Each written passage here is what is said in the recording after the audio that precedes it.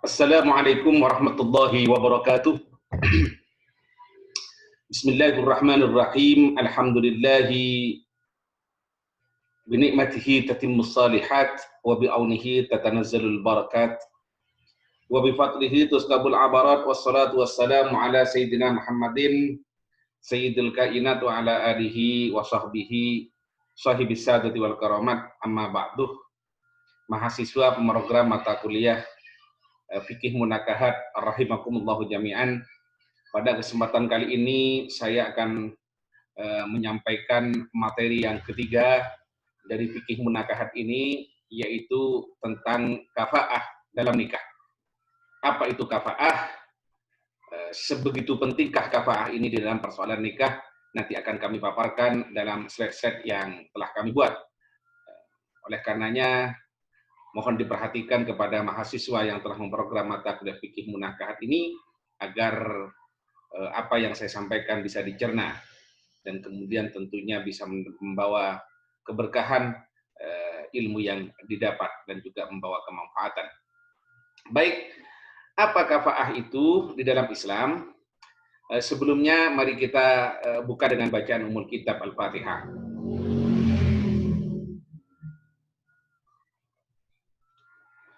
Apa kafaah? Al-Ustadz Ad-Doktor Wahbah Zuhaili di dalam kitabnya Al-Fiqhul Islam wa Adillatuhu menyatakan al-kafaah lughatan al-mumatsalah wal musawah. Yuqalu fulanun kuf'u li fulanin.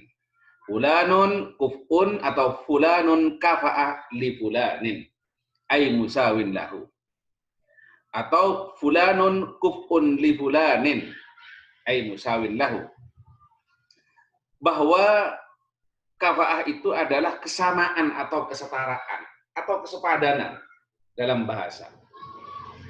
Dikatakan fulan sama dengan fulan. Seorang fulan, si A sama dengan si B, misalkan gitu ya. Jadi dalam bahasa Arab itu untuk menyampaikan si anu itu menggunakan kata fulan. Fulanun kuf'un li fulanin. Au ai musawin lahu. Dia sama. Sama ya, sama. Maksudnya setara, selevel gitu ya. Jadi kafa itu maknanya adalah keselevelan atau kesepadanan atau kesetaraan. Dalam wafistilahil fuqaha, kalau dalam istilahnya ulama fikih, kafaah itu adalah al-mumatsalah baina zawjaini daf'an lil 'arifi umurin mahsusatin. Wa hiya indal malikiyah ad-din wal hal ay salamah min al-uyub allati tujibu laha al-khiyar. Wa indal jumhur ad-din wan nasab wal hurriyah wal khirfah aw as-sina. Wa zada al-hanafiyyah wal hanabilah al-yasar aw al-mala. Dalam istilahnya ulama fikih, kafaah itu adalah kesetaraan atau kesamaan atau kesepadanan antara pasangan suami dan istri. Jadi antara suami dan istri, tujuannya untuk apa? Daf'an lil 'arif, dalam rangka menghindari celah, menghindari sisi yang negatif. Ya, celah itu artinya kan pasti ada negatif. Fi umurin mahsusatin, di dalam beberapa perkara yang tertentu. Dalam persoalan apa yang itu dipandang ada celah, dipandang peluang, ada ada minus ya antara pasangan suami istri. Menurut mazhab Maliki, umurin mahsusah itu yang dianggap adanya celah, adanya ketidaksepadanan tadi itu, yang pertama adalah ad-din, adalah agama. Jadi kalau agamanya itu adalah yang satu Islam, yang kedua adalah non-Muslim, maka ini dipandang tidak kufu atau tidak ada kafaah. Tidak selevel. Nanti bagaimana akibat hukumnya kalau tidak selevel? Di belakang akan ada bahasannya. Wal halu, dan juga kondisi atau situasi. Ya, kondisi, tapi ini dimaknai kondisi karena ini air salamah minal uyubil lati tujibu lahal khiyar. Maksudnya kondisi itu pasangan, salah satu pasangan atau pasangan suami istri itu selamat dari aib-aib yang menyebabkan kemudian adanya khiyar. Khiyar itu artinya memilih antara melanjutkan nikah ataukah membatalkan nikah. Itu khiyar maksudnya. Kalau khiyar dalam jual beli itu artinya melanjutkan jual beli atau membatalkan jual beli. Bainal imdha wal faskhih. Antara melanjutkan ay imdha'uz zawaj wa fashiz zawaj. Ya. Antara melanjutkan pernikahan ataukah membatalkannya. Jadi yang disebut dengan apa namanya kafaah itu artinya kesepadanan antara pasangan suami istri untuk menolak terjadinya celah antara keduanya dalam beberapa hal yang tertentu. Kalau Malikiyah dalam persoalan agama dan persoalan keselamatan atau sehat atau normal atau tidak sakit, ya, atau kemudian terhindar dari aib-aib yang menyebabkan seseorang itu bisa mengajukan fasah, bisa mengajukan penggagalan atau pembatalan nikah atau melanjutkan nikah karena ini khiyar. Wa indal jumhur, kalau menurut jumhur berarti selain Malikiyah, menurut jumhur itu adalah ad-din, al-agama, wan nasab, dan dia keturunannya siapa? Wal hurriyatu dan kemerdekaan. Jadi kalau yang satu jelas nasabnya, yang satunya nggak jelas, seperti saya, Baghdawi bin Haji Abdul Latif bin Ali bin Bujuk Tema, misalkan. Yang saya hafal hanya sampai mbak saya keempat ini dari Abah. Ini berarti kan jelas. Yang satunya tidak jelas. Ya. Nah, ini berarti tidak kufu. Tidak jelas ini anaknya siapa. Wal hurriyah. Ini sudah ada mungkin orang semuanya sudah merdeka di dunia ini. Kan kalau dulu orang merdeka dengan budak tidak sekufu. Kemudian wal hirfatu. Hirfa itu artinya pekerjaan. Misalkan yang satu adalah anaknya pejabat, yang satu adalah anaknya tukang sapu. Ya. Ini bisa dijadikan kemudian alasan untuk apa itu tidak dianggap kufu. Yang satu adalah anaknya Pak Camat, yang satu adalah anaknya tukang ngarit misalkan. Ya, ini bisa menyebabkan tidak kufu juga. Pekerjaan. Kenapa kok sampai ada begini? Nanti tujuannya, kenapa tujuannya? Kenapa kok sampai ada kafaah? Hikmahnya ya. Wazadul Hanafiyah wal Hanabilah. Kalau mazhab Hanafi dan mazhab Hambali menambahkan ini ya. Menambahkan harus ada al-yasar katanya. Al-yasar itu aimal. Jadi dia memiliki keluasan rezeki. Memiliki harta. Kenapa? Karena ini harta ini bisa menjadi penyebab keharmonisan rumah tangga. Ada hadis yang sangat familiar, tungkahul mar'atu li arba'in. Li jamaliha wa nasabiha wa maliha wa diniha.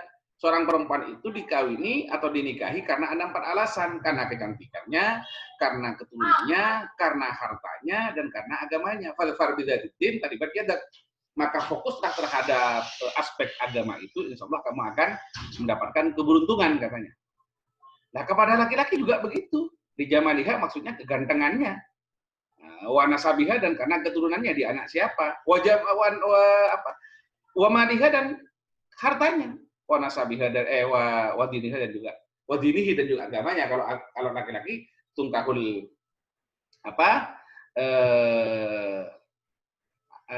seorang laki-laki kalau kemudian mengikuti mafhum hadis tadi itu, maka juga harus 4 aspek itu ya, karena kegantengannya, karena nasabnya, keturunannya, karena hartanya, dan juga karena agamanya. Jangan hanya kemudian seorang perempuan yang kemudian harus memenuhi 4 kriteria itu. Seorang laki-laki juga begitu. Makanya ada kata ditambahi oleh mazhab Hanafi itu harta. Harta itu bisa menyebabkan terjadinya keharmonisan di dalam rumah tangga. Selanjutnya, kafaah ini syarat nikah atau bukan? ini. Di sini dikatakan, menurut pendapat pertama, ini dimotori oleh Imam Thawri, Imam Hasan Basri, Imam Al-Qurhi, dari kalangan Hanafiyah, mengatakan bahwa kafa'ah bukan termasuk syarat. Baik itu syarat nikah, atau syarat untuk keberlangsungan nikah. Dalam istilah yang lain nanti, syartun li sihhatiz zawaj, atau syartun li luzumiz zawaj. Apakah kafa'ah itu sebagai syarat terhadap kesahan nikah, sehingga kalau tidak terjadi kesepadanan antara laki dan perempuan, maka nikahnya tak sah? Ataukah dia menjadi syartun li luzumiz zawaj, menjadi syarat terhadap keberlangsungan pernikahan? Pernikahannya sah, tapi boleh dilanjutkan atau tidak? Nah, ini nanti ada pendapat yang kemudian mengatakan bahwa kafa'ah itu adalah syartul luzum, yang mengatakan syartus sihah.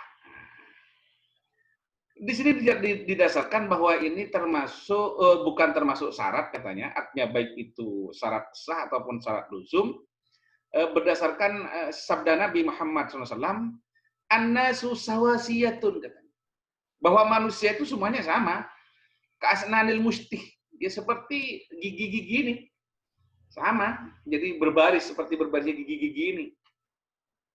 La fadla li Arabiyyin, tidak ada keutamaan bagi orang Arab ala ajamiyin atas orang yang non Arab. Ya, atas orang Arab dengan orang yang Arapatigena.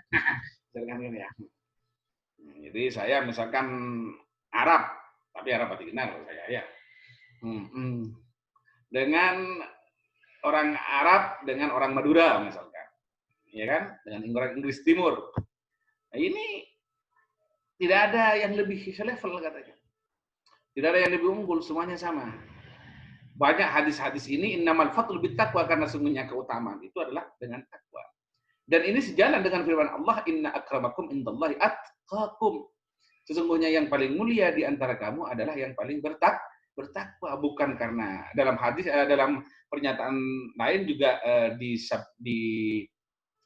disampaikan, innallaha la yanzuru ila a'malikum wa ajsamikum walakin yanzuru ila qulubikum wa a'malikum. Sesungguhnya Allah tak melihat tampangmu katanya. Ya. Dan jasadmu. Ya. Tapi Allah itu melihat terhadap hati dan juga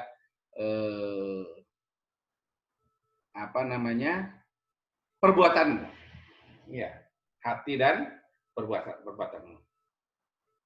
Innallaha la yanzuru ila suwarikum wala ajsamikum walakin yanzuru ila qulubikum wa a'malikum. Allah itu tidak melihat terhadap suarmu, bentukmu kayak apa hitam atau putih.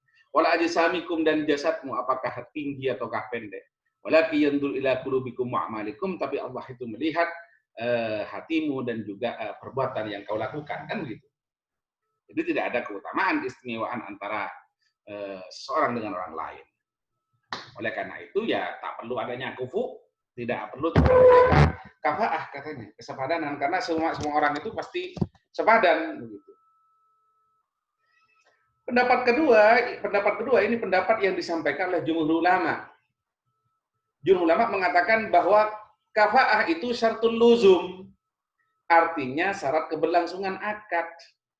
Bagaimana syarat keberlangsungan akad? Begini, nanti seorang wali itu kalau misalkan terjadi pernikahan, ya sah pernikahannya. Nanti di pertengahan jalan misalkan seorang wali menikahkan anak perempuannya dengan seorang laki-laki, padahal itu tidak kufu.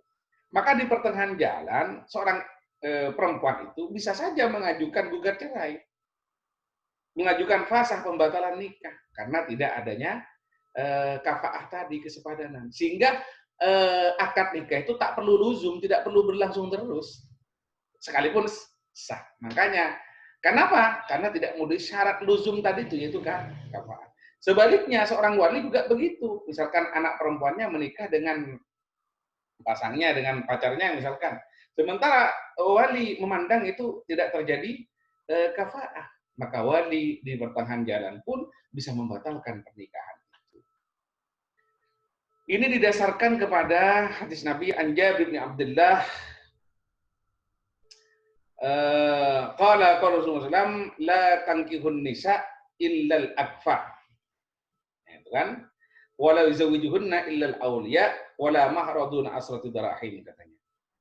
Dari Jabir bin Abdullah, dia berkata, Rasulullah SAW bersabda, jangan menikahkan wanita kecuali dengan yang sebadan. Nah, ini, dan tidak boleh ada yang menikahkan mereka kecuali para wali. Serta mahar tak boleh kurang dari 10 dirham. Ini hadis Nabi riwayat Jabir ini. Jadi bahwa pendapat Buddha menyatakan, jumhur ulama mengatakan bahwa kafa'ah adalah syarat luzum, tapi bukan syarat sah. Artinya tetap sah, tapi untuk dilangsungkan terus, nah tunggu dulu ya, kalau wali sama si perempuan rela ya terus berlanjut. Tapi kalau tidak rela di pertengahan jalan, misalkan si perempuan rela, walinya tidak rela, ya bisa dibatalkan di pertengahan jalan. Si walinya rela, si perempuan tidak rela di pertengahan jalan, bisa dibatalkan. Itu namanya syarat luzum. Kalau syarat sah dari awal sudah tidak sah, gitu. Kalau tidak terpenuhi syarat kafa'ah. Selanjutnya, kafa'ah ini syarat luzum atau syarat sah. Nah, ini perbedaan di kalangan ulama. Jumhur ulama mengatakan bahwa kafa'ah ini adalah syarat luzum, seperti yang sudah saya katakan tadi, bukan syarat sah. Artinya seorang perempuan yang menikah dengan laki-laki yang tak sepadan dengan dirinya, maka nikah tetap sah. Namun wali nanti bisa saja membatalkan pernikahan karena ketidaksepadanan atau ketidakkufuan yang terjadi antara keduanya. Sementara sebagian kalangan dari ulama mengatakan bahwa kafa'ah adalah syarat sahnya nikah. Sehingga jika laki-laki dan perempuan menikah tanpa adanya kesepadanan dan kesetaraan di antara keduanya, maka pernikahannya sejak awal sudah tidak sah. Ini perbedaan syarat sah sama syarat luzum. Inilah perbedaan antara syarat sah dan syarat luzum dalam masalah nikah. Jadi kalau jumhur ulama menyatakan itu syartun liluzumi aqdiz zawaj. Ya. Syarat bagi terus berlangsungnya akad pernikahan. Kafa'ah ini hak siapa? Lalu pertanyaan sekarang, itu haknya siapa kafa'ah? Siapa yang harus menentukan kesepadanan itu? Siapa? Ini dinyatakan di dalam kitab Wahbah Zuhaili juga, ittafaqal fuqaha ala annal kafa'ata haqqun likullin minal mar'ati wa awliyaiha. Fa idza tazawwajatil mar'atu bighairi kuf'in kana li awliyaiha haqqu talabil fasqi. Wa idza zawwajaha al-waliyyu bighairi kuf'in kana laha aidan al-fasqu. Seperti yang sudah saya ceritakan tadi itu. Ulama faqih atau ulama fikih setelah sepakat bahwa kafa'ah ini adalah hak bagi setiap calon istri dan walinya. Ya, bagi setiap perempuan dan walinya. Itu haknya dia. Gitu loh. Kamu tidak selevel dengan saya. Nah, boleh, gitu ya. Artinya bukan dari pihak seorang suami. Suami bilang, kamu tidak selevel dengan saya. Tidak begitu. Tapi si perempuan yang kemudian bilang, kamu yang tak selevel dengan saya. Ini perempuan betul-betul dihormati dalam Islam ya. Nah, ini. Jadi yang disuruh milih itu malah si perempuan ini untuk kafa'ah. Ini ulama fikih sepakat bahwa kafa'ah ini adalah hak bagi setiap perempuan dan walinya. Maka jika seorang perempuan menikah tanpa adanya kafa'ah, maka walinya bisa menuntut fasakh. Seperti yang saya katakan tadi, pembatalan nikah. Sebaliknya jika seorang wali menikahkan anak perempuannya dengan tanpa kafa'ah, maka si anak juga boleh mengajukan fasakh nikah. Artinya harus sama-sama diridhoi oleh kedua belah pihak, wali dan juga anak perempuannya. Gitu. Ya, karena yang mau melangsungkan rumah tangga itu bukan wali, ya. Tapi bagaimanapun juga seorang istri selaku anak perempuan dari seorang laki-laki atau seorang wali ya, itu lebih tahu walinya pada kemaslahatan dia akan datang. Tapi seorang wali juga tidak boleh semena-mena ya, tidak boleh semena-mena memaksa dan semacamnya. Ini karena hak kafa'ah itu adalah hak keduanya. Salah satunya saja kemudian tidak ridho bisa dibatalkan akad itu. Bukan zamannya Siti Nurbaya lagi. Oke. Selanjutnya, siapa yang harus kufu? Wah ini, siapa yang harus kufu? Apakah si perempuan atau si laki-laki? Menurut jumhur ulama, yang harus kufu adalah suami, bukan istri. Yang harus kufu itu suami, bukan istri. Oleh karena itu, maka seorang lelaki harus sepadan dan setara dengan calon istrinya. dalam masalah-masalah kafa'ah yang telah dijelaskan tadi. Ya, dalam agamanya, dalam kemerdekaannya, dalam pekerjaannya, dalam hartanya, macam itu. Ya, dalam kondisi dia itu apakah sehat atau sakit, ya, terhindar dari aib-aib yang kemudian menyebabkan adanya khiyar dalam persoalan nikah itu yang sudah dijelaskan tadi itu masalah kafa'ah. Sementara seorang calon istri tak harus sepadan dan setara dengan calon suaminya. Misalkan suaminya adalah bupati, pas calon istrinya anak pemulung misalkan, itu sah-sah saja. Hanya saja diharapkan ada sedikit kesepadanan dan kesetaraan kepada calon suaminya. Ya supaya apa? Supaya tidak dihina-hina lah seorang istri itu. Kalau terlalu jomplang nanti status sosialnya dengan si suami. Kenapa demikian katanya? Kenapa kok harus laki-laki yang harus sesuai dengan si perempuan? Karena seorang laki-laki biasanya tak merasa terhina dengan mendapatkan istri yang kedudukannya di bawah suami. Ya, berbeda dengan istri dan kerabatnya istri nanti. Kalau dia akan merasa terhina jika dia mendapatkan suami yang kedudukannya berada di bawah seorang istri. Biasanya ini biasa bil urfi dengan memandang tradisi yang ada. Biasanya begitu. Kalau seorang suami itu sah-sah saja mendapatkan istri kayak apapun saja ya sah-sah saja dia. Artinya jarang orang yang mencemooh. Tapi kalau seorang istri, seorang perempuan mendapatkan suami yang status sosialnya atau kemudian keberagamaannya atau kemudian ketampanannya, makanya harus sadar diri ini. Bagi yang cowok-cowok ini kira-kira saya sudah selevel apa tidak ini dengan calonnya nanti gitu. Supaya apa ini itu? Anda merasa enak, nah, sudah ya pasangan suami istri. Tapi masyarakat menjadi pergunjingan di masyarakat kan gak enak juga. Atau menjadi pergunjingan di kerabat dari seorang istri kan juga gak enak. Hidup Anda tidak sakinah, tidak tenang. Padahal tujuan nikah itu litaskunu ilaiha wa ja'ala bainakum mawaddatan wa rahmah, supaya Anda bisa tenang. Ya, istri dan Anda tenang. Tapi ketika masyarakat sekitar atau kemudian keluarga Anda sering mencemooh ya misalkan. Ya memang kita tak perlu mendengarkan apa yang dikatakan oleh orang lain. Tapi kalau kemudian terus-menerus itu jadi bergunjingan kan nggak enak juga. Oleh karena itu sebelum menikah maka Anda khususnya yang laki-laki harus berkaca, bercermin. Gitu kan, ya. Sudah cocokkah diri Anda kepada calon mempelai wanitanya? Inilah tujuan kafa'ah. Supaya apa? Ini hikmah kafa'ah. Wa yuradu minha tahqiqul musawah fi umurin ijtima'iyyatin min ajli tawfir istiqrar al-hayat az-zawjiyah wa tahqiqi as-sa'adah baina az-zawjain bihaitsu la ta'ilu al-mar'atu aw awliya'uha biz-zawji bihasabil 'urf. Kafa'ah ini memiliki hikmah untuk mewujudkan kesepadanan dan kesetaraan dalam perkara-perkara sosial. Jadi ya tadi itu dalam situasi kemasyarakatan dan semacamnya supaya nanti tidak terjadi pergunjingan itu. Dengan dipenuhinya kebutuhan kehidupan suami istri, baik kebutuhan biologis ataupun kebutuhan jasmani, rohani dan jasmani, dan mewujudkan kebahagiaan antara keduanya, ya supaya tadi sakinah mawaddah warahmah itu bisa terwujud, sehingga seorang perempuan dan walinya tak merasa terhina sebab adanya suami jika memperhatikan kondisi lingkungan di mana mereka tinggal. Artinya tidak merasa terhina dengan suami yang tak selevel tadi itu. Kalau melihat kondisi lingkungan, apalagi lingkungannya menuntut istilahnya harus sama. Misalkan si perempuan anaknya seorang kiai, nah, ya dia ning lah istilahnya. Sementara si laki-laki nggak tahu ngaji, ya bahkan berandal dan semacamnya. Ini kan nanti akan jadi pergunjingan di masyarakat sekitar. Oh Pak, dulu kan ada film Kiamat Sudah Dekat itu. Rocker beriman itu yang diperankan oleh Andre Taulany. Tapi Andre Taulany kan belajar dulu itu. Belajar dulu sampai dia bisa baca Al-Quran, sampai dia kemudian bisa sholat dan semacamnya. Ya tidak apa-apa kalau itu dipenuhi dulu, akhirnya kan selevel juga. Sepadan. Tapi kalau kemudian serta-merta dia mau menikahi anaknya seorang kiai, dia tidak tahu apa-apa, suruh baca kitab tidak tahu, ya. Padahal itu nanti akan menjadi penerus estafet perjuangan mertuanya misalkan. Ya, kemudian sholat saja tidak tahu, ngaji tidak tahu. Lalu bagaimana nanti ke depannya itu?